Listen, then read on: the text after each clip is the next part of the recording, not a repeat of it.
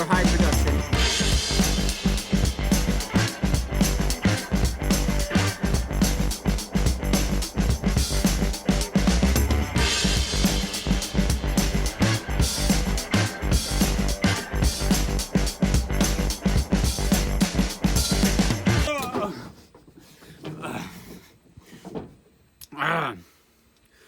Welcome everyone back to History Shmistory. Welcome back. We're eccentric here. Welcome back, Wade Foster. How's it going? Good to be back. Yeah. Welcome back, reigning champ, Pat Fitzgerald. Yeah, I didn't bring any Tide Pods, but I did bring myself.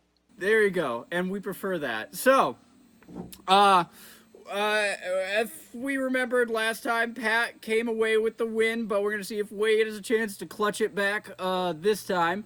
And I also mentioned last time, if you haven't seen it, those of you who are casual viewers, go back and watch it. You won't understand this episode if you don't.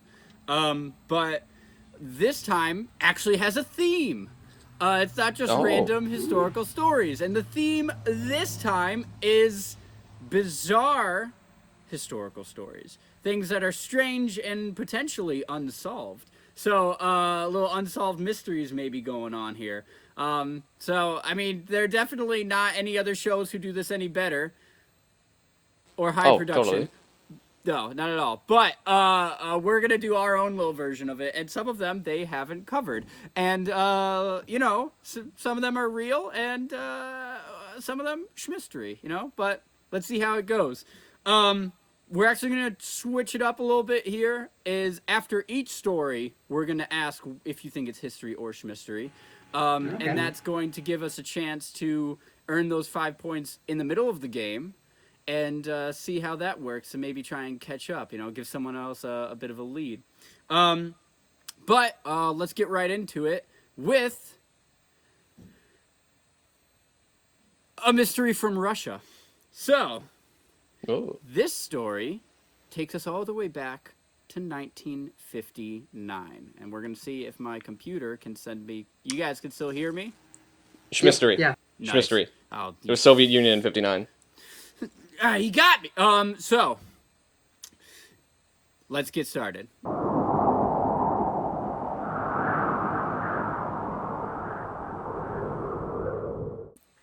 January 27th, 1959. 10 Russian hikers set out on an expedition into the mountains in the province of Sverdlovsk Oblast. Okay, you're going to give me a little bit of leeway with the pronunciation here, okay? I can speak English and German, but not Russian. So, Sverdlovsk Oblast. The group consisted of... Let's go, Asher, you've been training for this. Igor Dyatlov, Yuri Doroshenko, Lyudmila Dubinina, Georgy Krivonchenko, Alexander Kolovatov, Zenaida Kolmogorova, Rustem Slobodin, Nikolai Thibeaux-Brignole, Semyon Zolotaryov, and Yuri Yudin. Alright, I listed their names as little as possible throughout this because I don't want to have to do that again. All 10 of them were certified hikers and experienced skiers. This expedition would actually qualify them for the top possible qualification for hiking in the Soviet Union at the time. They all set out from the town of Vizhai on January 27th. Dyatlov was the leader of the expedition, and he was to telegram the group's sport club when they completed their trek. They were going to go out into the mountains, trek back to Vizhai, the town, and he was going to send a telegram back to the sports club to say, hey, we made it, we're all safe. And that was expected to be February 12th. On January 28th, a day into the expedition, Yuri Yudin, who suffered from chronic conditions, turned back due to pain that was too intense to handle. He couldn't complete the hike, so he turned back and returned to the town. The rest continued and were never seen alive again. Ooh, spooky ambiance music, right? It's very spooky. So, what happened? Dyatlov told Yudin when he was returning back to the town that they would likely take longer than February 12th for them to complete their trek. So, when on February 12th no word came, no one panicked. After all, he said it's probably going to take longer, and it took longer, so no one really sent up the alarm bells. But on February 20th, the relatives of the hikers were getting a little suspicious and worried, so they demanded that a search and rescue program go out and try and find them. So they sent out this search and rescue party, which consisted of volunteer students and teachers, which sounds a little bit like, okay, not much of a search and rescue, just a couple of people like, let's see if we can find them. It's 1959. Yeah, you know what? See if you can track them down. But they knew what they were doing, and they eventually even got the army and the police to join in, adding in helicopters and planes. So this was a pretty big deal at the time. On February 26th, their campsite was found. Their tent was discovered, and it was baffling to the searchers, partially because it was half torn down, covered in snow, and cut from the inside. It was empty of all of its occupants, and there was one other bizarre aspect that confused investigators. What was it? So, for your first chance for points, what aspect at the scene baffled investigators even more? A, there were only 9 people in the expedition, but 10 footprints left at the scene. B, those are 10 sets of footprints. B, the group had fled barefoot despite the freezing conditions. Or C, a photo of shadowy figures was found in the tent.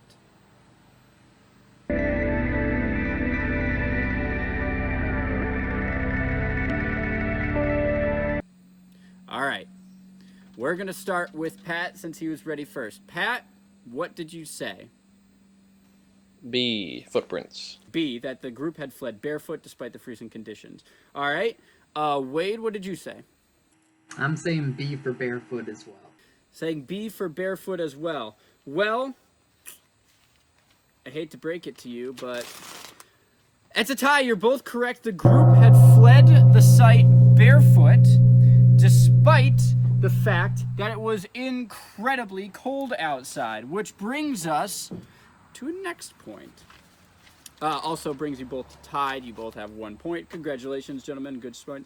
The footprints did lead away from the campsite, and they were able to determine that some people had one shoe on, some people just had socks, some people were totally barefoot, despite the fact that it was really cold. Which brings us to our next question. How cold was it? Was it A, between 0 and negative 10 degrees Fahrenheit, B, between negative 13 and negative 22 degrees Fahrenheit, or C, below negative 30?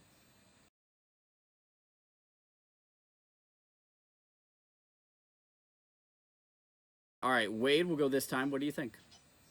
I'm gonna go with B again. You can go with B, between negative 13 and negative 22 degrees Fahrenheit. All right, Pat?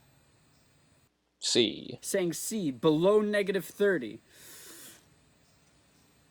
Wade pulls in the lead. It was negative 13 and negative 22 degrees, and they still ran away without shoes. The footprints were followed to a nearby forest, which was almost a mile away from the campsite. Underneath a Siberian pine at the edge of a forest, the remnants of a small fire were found, and the bodies of Krivenchenko and Doroshenko were found underneath the tree. Doroshenko they were both found shoeless and dressed only in their underwear. Branches in the tree were broken up to 5 meters high, which suggested that someone climbed up to try and get their bearings. And 3 other bodies were found, those of Dyatlov, Kolmogorova, and Slobodin. There was something strange about the way they were found. What was it? Was it A, they were frozen in poses suggesting they were trying to get back to the tent? B, they were frozen in poses suggesting they were trying to dig through the snow? Or C, they were frozen in poses suggesting they were fighting each other.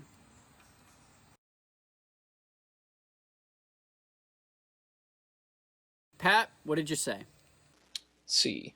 Said C, they frozen in poses suggesting they were fighting each other. Wade?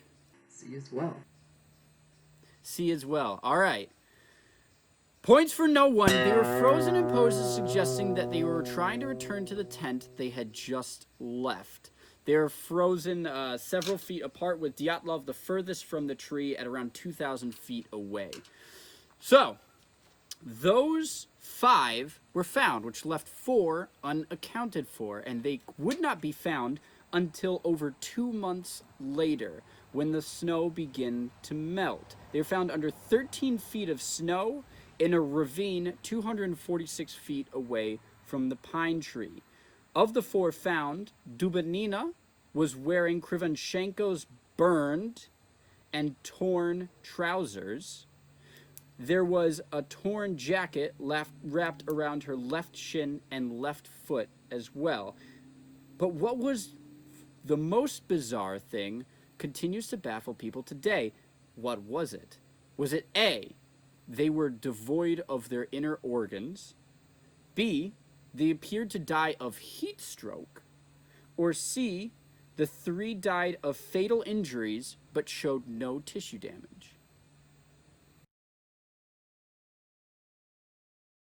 All right, Wade, you're locked in. What do you think? Go with A. Go with A, they had no organs. All right, Pat, what about you? Go with C. We tie things up again. They had they had fatal wounds on them, but no damage to their tissues. Thibaut Brignole had major skull damage. Dubinina and Zolotarov had major chest fractures. The force required to deal these wounds was estimated to be about the equivalent of a car crash, but there was no injury on the outside of their body that could possibly explain what had happened. If they were stabbed, anything like that, it would have broken the skin. Nothing like that occurred. So, there are several explanations as to what happened in here. As of 2020, as a matter of fact, recently, there was a new investigation, and in July 2020, it was concluded, and it was determined that an avalanche occurred, which covered the entrance of the tent, forcing them in their sleep in the night to cut their way out and flee away from the falling snow. They assumed correctly that, because they're all experienced, that the trees of the forest would block the snow and protect them. But now caught in, sub-zero weather, they needed to make their way back to the tent in their clothing, which obviously they tried to do, but froze and died of hypothermia in the process. Lost their bearings in the dark, tried to climb up to see if they could find the tent, to no avail. They started a fire, explaining the burned wounds on some of the people, and the other people who wandered deeper in the forest fell into the ravine. Now, there are explanations for the fractured skull and chest wounds, but some people still kind of reject them, saying that there are some explanations from the force of the snow and the avalanche would have dealt the wounds, but people are still suspicious of it, as people always are. But there's still a few bits of fact that confuse people today. One of which is what? A, Zolotarov's remains were exhumed and DNA tested, and his DNA did not match any of his descendants. B, an investigator was told by a high-ranking official to disregard reports of flying spheres in the area when he was investigating. Or C, another investigation was personally shut down by the Deputy Prosecutor General of the Soviet Union at the time.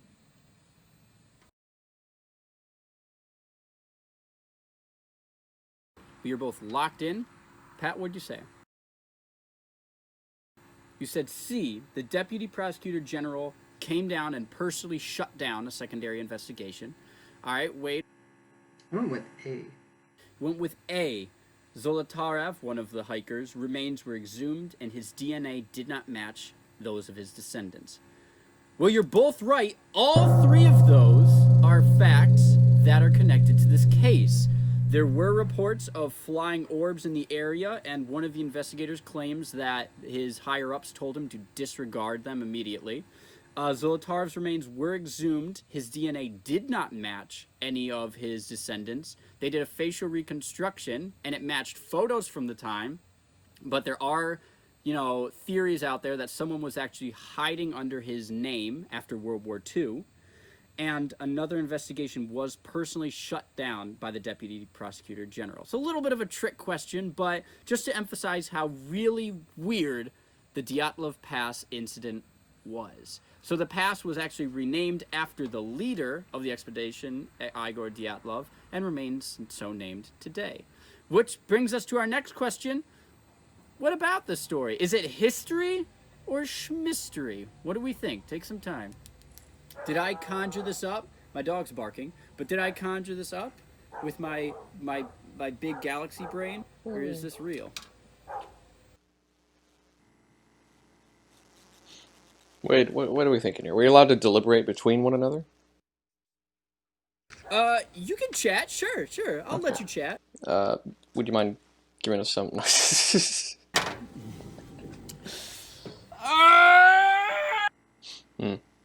I don't think he's good enough to write this. I don't know. I can totally just see Asher Googling Russian names to list off. But why would he make it Russian? Why wouldn't he make it German? I definitely did not Google the name of Colonel Pierce. I definitely didn't do exactly that. Google British surnames and stuff. I didn't do that. I definitely. All right. Pat was ready first. Pat, what do you say, history or shmistory? I'm going to say history. Say history. You think this really happened. All right, Wade, what do you think? Let me go with shmistory. You can go with shmistory. You think this was conjured up during one of my fugue states that I have so often. Well, Pat pulls in the lead. This is true. This is a real account from the Soviet Union that still confounds people today. It's a pretty famous one. There's tons of YouTube videos on it. I definitely recommend everyone watch them. But yeah, it's a bizarre one. There's been a bunch of theories of a psionic weapon or mines in the area that were getting tested by the military that was a cover-up and all that stuff.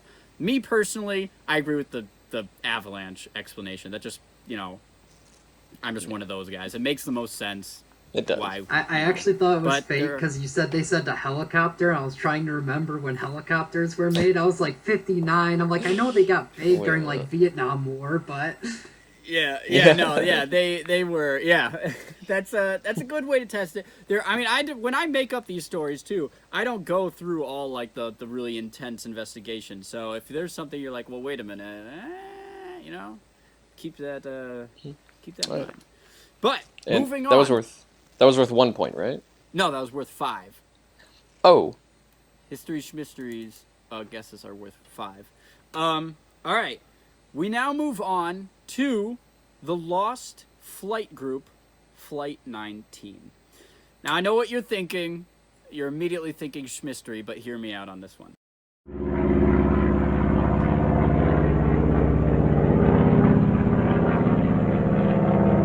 There was a routine navigation and combat exercise in the Florida base Fort Lauderdale, or the Air Force base based in Fort Lauderdale, shortly after World War II. There was, they're training for combat and recon and navigations and all that off the coast of Florida. Now, if you'll recall, there's some very well-known phenomenon occurring off the coast of Florida named the Bermuda Triangle. So there's a bunch of stories of the Bermuda Triangle, and they're pretty much all explained with, science. And this might be one of those cases too, but that doesn't disregard the fact that there are a bunch of stories associated with it, and this is one of the cooler ones. Or, well, it's tragic, but it's also interesting. So basically, this was a flight that was taken off from Fort Lauderdale. It was several planes, 4 aircraft to be exact, and it was a training exercise for the Air Force. The commander of this platoon, I guess you could call it, was Lieutenant Charles Taylor. And your first question of this story is, how many flight hours did Lieutenant Charles Taylor have? A, none, B, 1,200, or C, 2,500?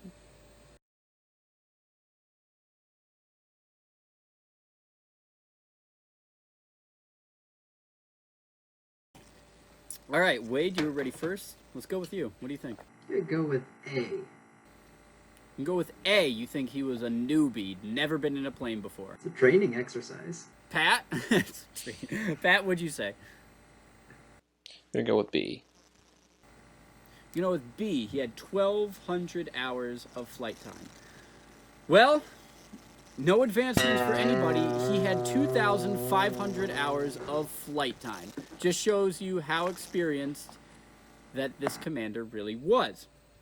All right, there were 4 TBM-1C aircraft. They took off 25 minutes late from Fort Lauderdale, Florida. And if we had Doc, our friend in the Air Force Academy, here with us, I'm sure he'd have something to say about the TBM-1C. But we don't. So you're going to have to take my word for it that they were pretty cool planes. So they took off for the training exercise. Oh no, my camera! My camera! As I was saying, the flight crew, the 4 aircraft, took off 25 minutes late from the base. Why were they late? Was it A, there was bad weather? B, one of the technicians taking care of the plane said that he had a bad feeling about the exercise? Or C, the commander, Lieutenant Taylor, was late? All right, Wade, what did you say? I'm gonna go with B. B, you think one of the technicians had a bad feeling. All right. Pat, what about you? I also went with B, because I feel like he made this up, and that's the sort of Star Wars reference you'd make.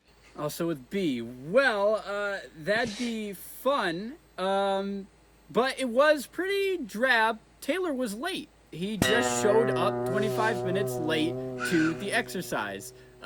So they took off later. Hey, don't look at me, man. You'll have your chance to guess later. But that's what happened. So, doesn't sound like anyone I know. Couldn't remind me of anyone I know. Couldn't be me. No. Couldn't be. Actually, the weather was reported as favorable with mild to, even seas. So, all the planes were fully fueled and passed all their pre-flight checks. So they set off. There were 4 legs of the training operation, one of which was the bombing leg, where they dropped their bombs on an uninhabited island, practicing, targeting. They know that this was completed, uninhabited. They know that this was completed because they had radio communication between the planes. One of the trainees requested permission to drop his last bomb. It was given to him, and that was one of the last communications that they heard. That was pretty normal. So, the group, after they completed that, was to turn back, and after the bombing operation, when they turned around to head back, that command received overheard, or, well, I guess they always have them, radio communications between the squadrons that one of the squadron members' compasses was broken and was not functioning. The other squadron members slowly began to confirm that their compasses were also going haywire. What other bizarre event occurred at this time? A, another plane was picked up on the radar. B, the sea reportedly changed color, according to the squadron members. Or sorry, yeah, I said B, right? Or C, Another flight instructor, waiting for the flight to return so he could begin his instruction, received an unidentified transmission.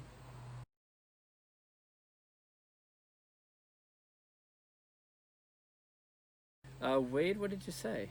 You go with B. You know, with B, the sea reportedly changed color. All right, Pat, A. you're gonna go with. I heard E, but you did A. A. That's what I meant to say. Is that what I said? I'm gonna count you as A. That's Because you. I said. Can you hear me right now? Oh no, you said E. Oh, this is yeah. I can only hear B, but you're doing this. Wait. Can you hear me right now? Like, can you hear what I'm saying? Yeah, I can. Yeah, A. Say it again. A. Did you hear that as well, I've Wade? just heard. I heard yeah, you E. kept, I you thought you kept were saying cutting, You E. kept cutting off, so.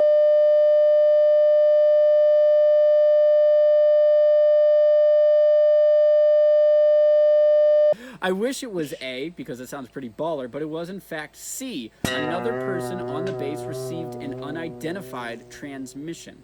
So, the 4 planes were told, well, one of the group commander, Taylor, said that he was above islands, what they call broken land, and that he suspected that they were the Florida Keys, which meant that he was close to Florida mainland, and he figured he could, find his way home.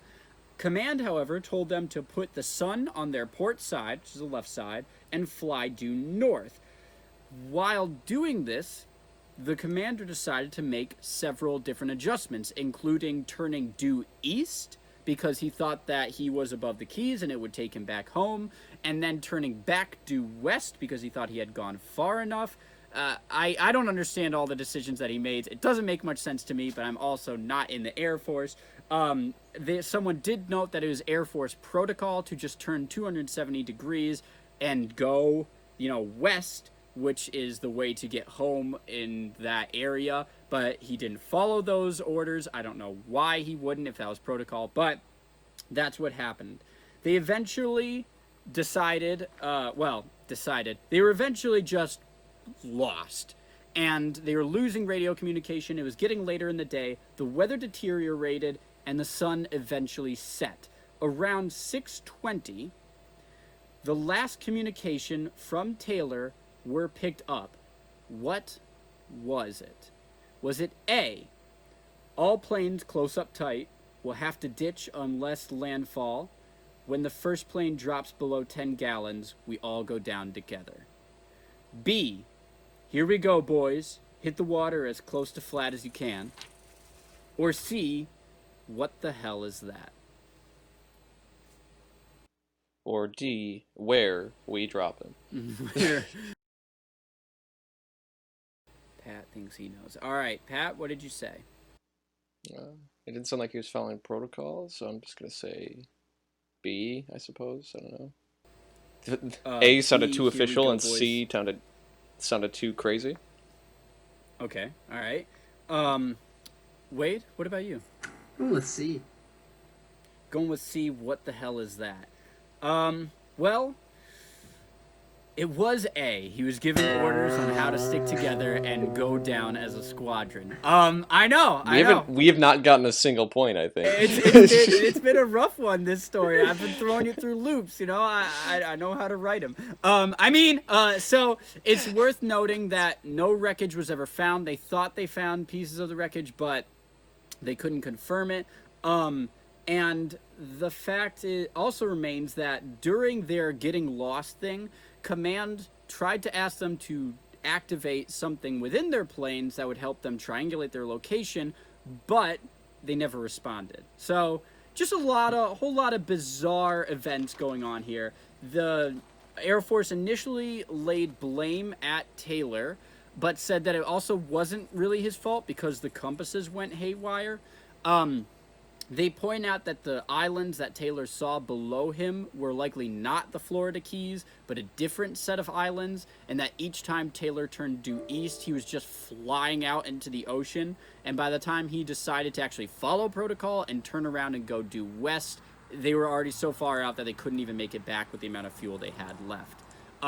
Taylor's mom complained and said that they laid too much blame at her son's feet, which seems kind of fair, because, like, he kind of got lost. But also, again, not Navy, not Air Force, I have no idea. But they changed the description to, like, a bizarre set of occurrences or something like that.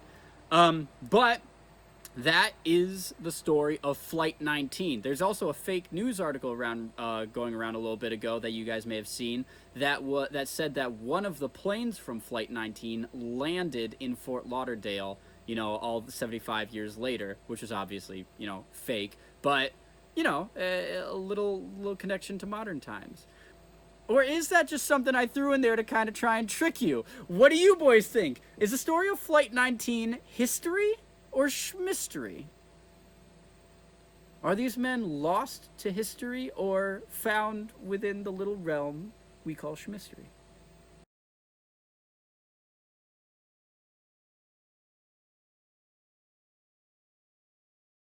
Pat, since you're in the lead, we'll go with you. What do you think? I'm going to say Shmistory. You're going to say Shmistory. Didn't schmappen. That's going to show up in every episode now. Didn't schmappen. All right. Didn't schmappen. Wade, what do you think? History or Shmistory? I'm gonna go with history. You can go with history. Well, seeing as how you guys didn't get any points throughout that one, which has literally never happened before, which again is not a very brash statement, we tie things up. This is also true. There was really a Flight 19 that got lost like this. One of the many claims of the Bermuda Triangle, and one of the more bizarre ones too, I think.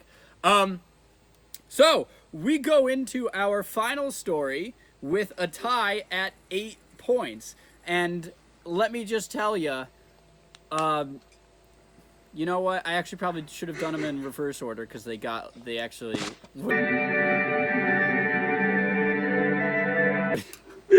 They would have gotten crazier because this is a bit of a kooky one. All right, so this is a story of Larry McGill's photos.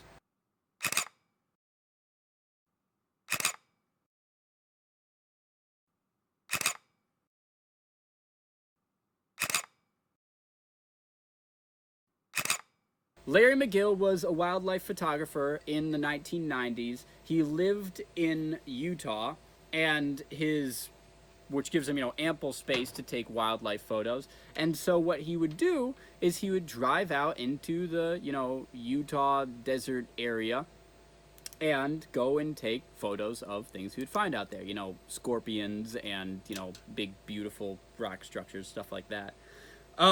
He did this for a long time until one year, in 1992, when McGill came across something bizarre.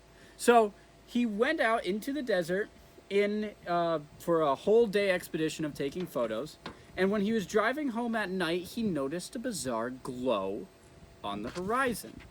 He thought nothing of it because, after all, people, you know, do camping things. So he went home and came back the next day, took his photos, and again, as he was driving home at night, he saw this weird glow. Again, he didn't investigate it, but after a couple more times, his curiosity got the better of him, and he went to see what was up. The road that led to this glow was one of those dirt roads. Wade, you know this, you know, we drove in Nevada, like the little, you know, I'm talking dirt roads off into the desert. He drove for a long time until he came across a massive bonfire.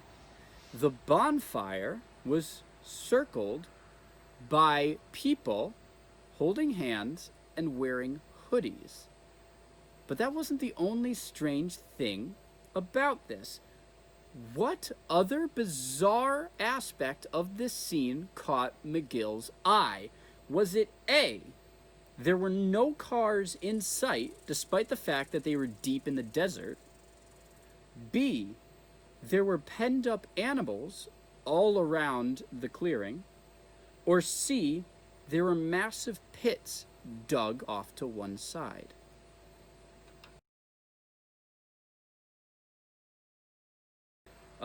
Wade, what did you say? Go with C on this one. You're gonna go with C, the massive pits dug off to one side. All right. Pat, what did you say? A. You said A, there were no cars despite the fact they were deep in the desert. Well, I'm a little trickster boy. They're all right. There were no cars, there were penned up animals, and there were massive pits nearby. I hit him with the second time. I hit you with the second D above all, you know?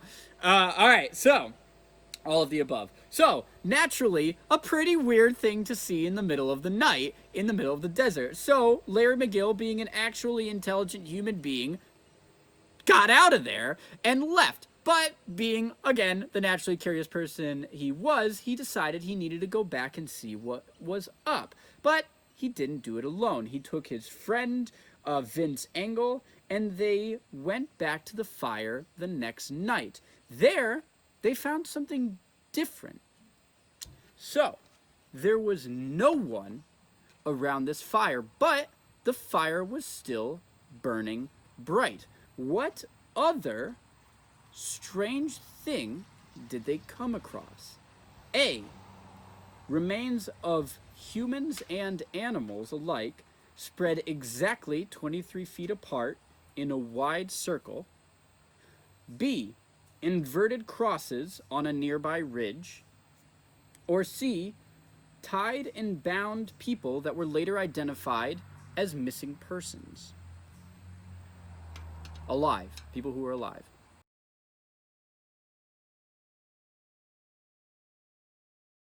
Pat's all set.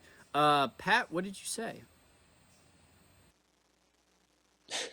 A. You said A, human and animal remains exactly 23 feet apart in a wide circle. All right. Wade, what did you say? I went with A as well. Went with A as well. Well, I'm getting kind of nervous, boys, that we might have a tie on our hands again because you're both right. It was a wide circle around the bonfire. The animals who were penned up were sadly nowhere to be found. Or, well, maybe everywhere to be found. But there were a bunch of other strange things, not the least of which was the fact that the very large pits that McGill had seen the other day were filled.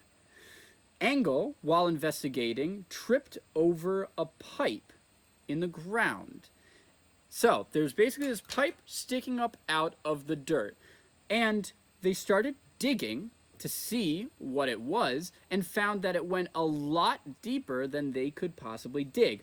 So, kind of fed up with the weirdness of the situation, they called the cops. This story is titled Engel's Photographs, by the way, and they're called Engel's Photographs because he took a bunch of photos of this entire scene. They're really weird.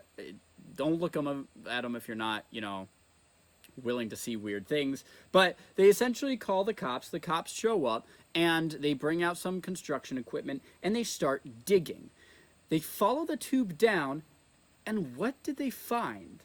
A, the tube ran 666 feet down into the earth and was plugged up with ash. B, the tube led to a buried bus holding the people McGill had found alive. Or C, the tube led to a cache of explosives and had a fuse leading up it.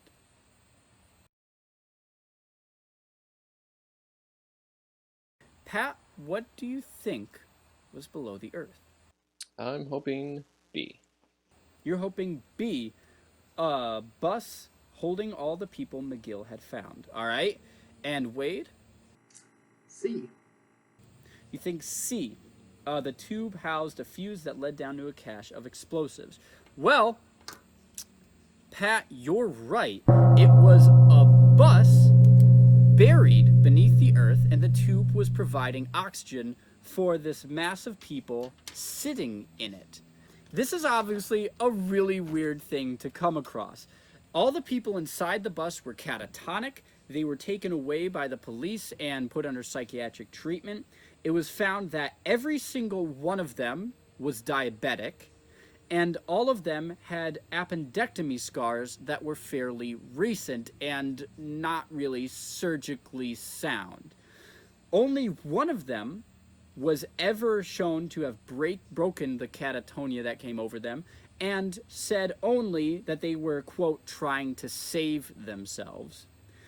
There have been a bunch of explanations for what this was, one of which is, or the most prominent of which, is mass hysteria. People who get kind of the same idea in their head and just run along with it. There have been a bunch of examples of this throughout history. This is supported because two of the people were actually identified as having attended a support group for people with diabetes in California.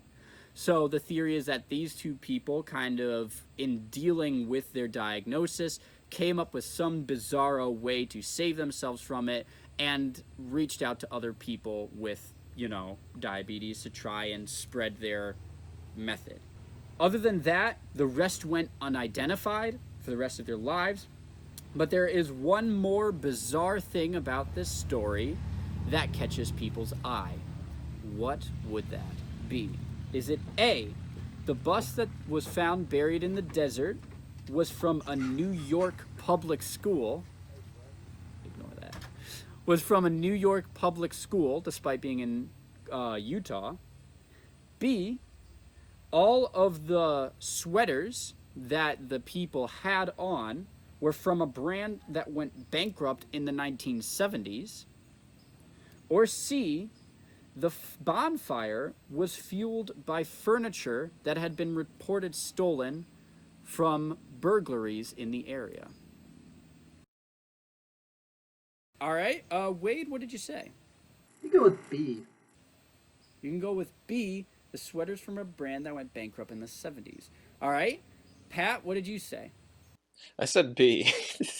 You said B as well. You were shaking your head no.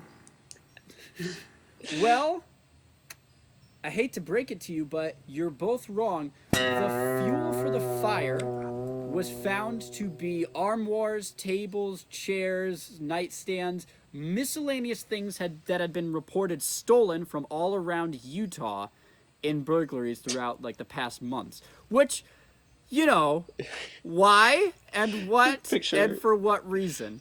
Picture finding human remains in a bus underground filled with people, and some guy just goes, "My armoire!" That's Billy's cabinet! So, just really strange, bizarre things going on with this one. It's a favorite for people online. Again, don't look up the photos. This is a disclaimer. Don't look up the photos if you don't want to see them. But I'll look them maybe up right now. you don't have to look them up because maybe they don't exist. What do we think, gentlemen? Is this history or is this mystery? Wade, this is your last chance to take the victory.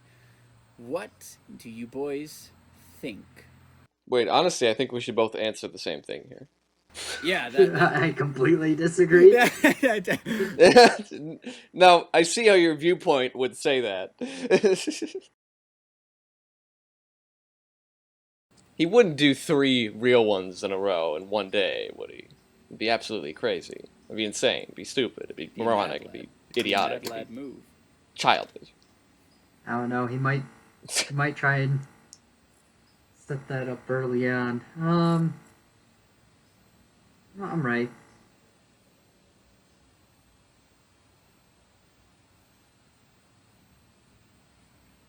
Okay, I'm ready. All right, Pat, we're gonna go with you first. Yeah. I'm gonna say Shmistory. You say Shmistory, didn't schmappen. All right, Wade, what do you think? Did not schmappen. Well, seeing as though just you and I, Asher, have run into some crazy stuff in Utah.